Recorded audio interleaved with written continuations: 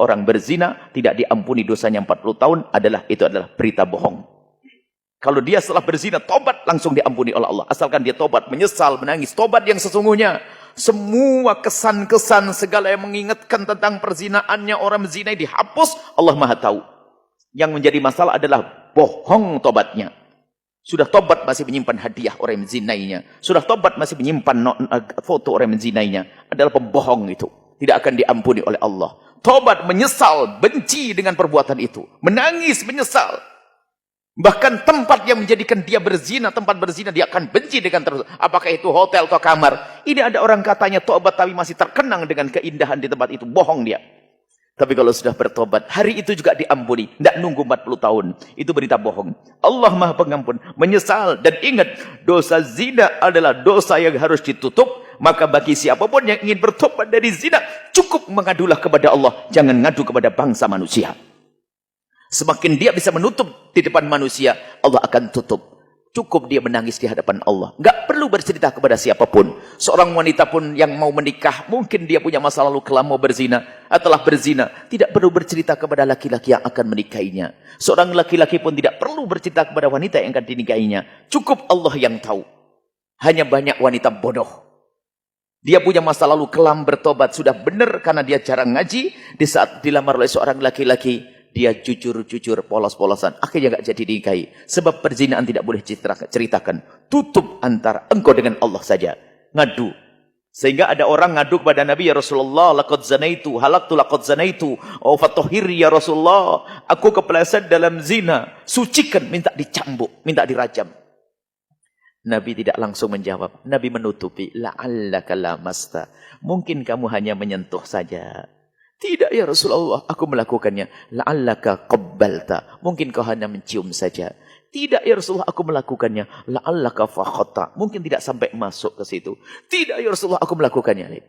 Sehingga para ulama bersepakat bahasanya tidak dianjurkan orang bertobat dari zina untuk ngadu ke mahkamah hakim. Tolong rajam saya, cambuk saya. Tidak dianjurkan. Akan tapi kenapa? Itu ada sangkut pautnya dengan nama baik keluarga. Kemudian dia akan direndahkan. Susah baginya untuk berkumpul dengan orang baik karena sudah dicap pezina. Dulu pernah dirajam dan sebagainya. Atau dulu pernah dicambuk dan sebagainya.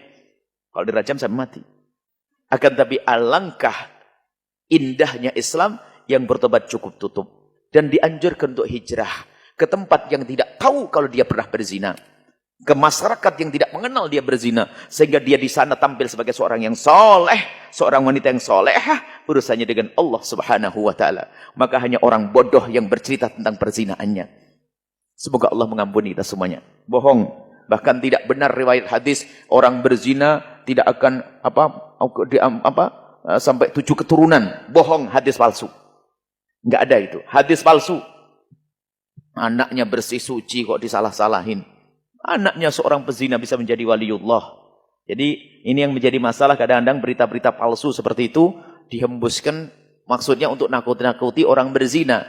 Tapi kalau namanya palsu ya palsu, bohong ya bohong, enggak boleh, haram dosa menyebarkannya. Semoga Allah mengampuni kita semua dan menjauhkan kita dari zina.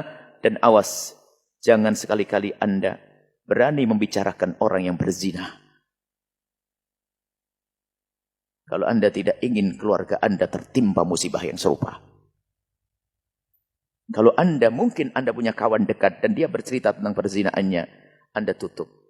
Bahkan Anda pun tidak boleh cerita kepada istri Anda. Karena apa? Pribadi. Mungkin dia telanjur curhat kepada Anda.